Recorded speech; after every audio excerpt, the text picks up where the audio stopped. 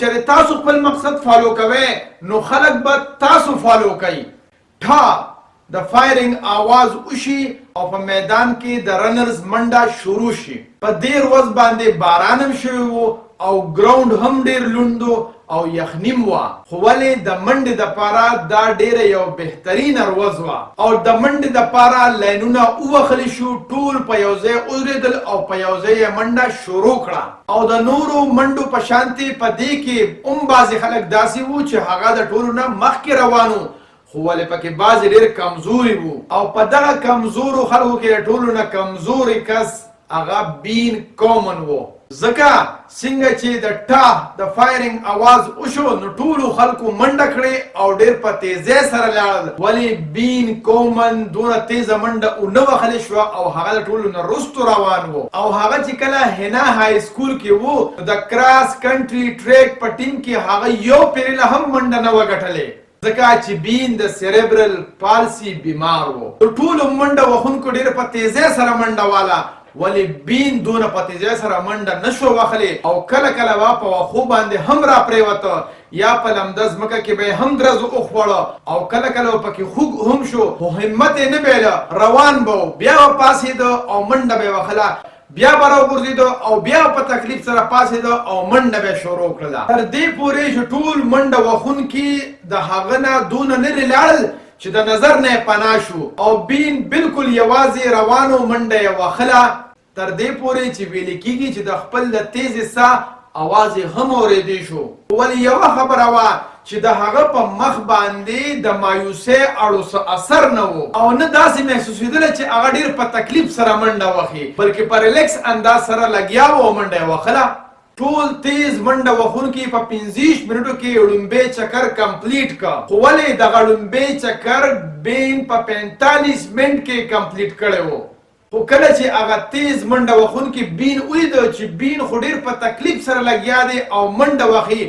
نو ټول د هغه بین سره سره روان شو او بین چې به کله غورځېده نو هغوی به راوچتو او د بین هیلپ به یې کو. بین به د خپل انداز کې منډه وهله، مخکې به روانو او هغوی به په بین پسې وو، حالانکې هغوی د بین نه تیزه منډه وهلې شوه، خو ولې په دویم چکر کې هغې د بین نه مخکې نه تلل. نو د بین د قصې موږ ته ډېر زیات سبقونه راکړل او موږ یې ډېر زیات انسپایر کړو او هغه دا چې بین واحد داسې رنر و په دې ټولو کې چې کله به وغورځېدو نو نور به راوچتاو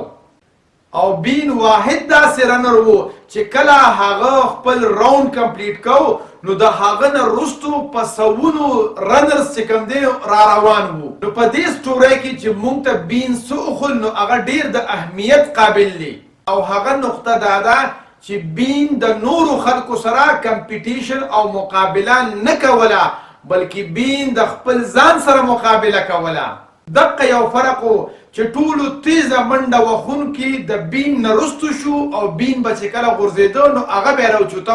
او تر هغه وخته پورې د بین نه مخکې نه تلل چې بین فینیشنګ لاین ته رسېدلی نه و. تاسو خو به کتلی وي چې په مقابلو کې همیشه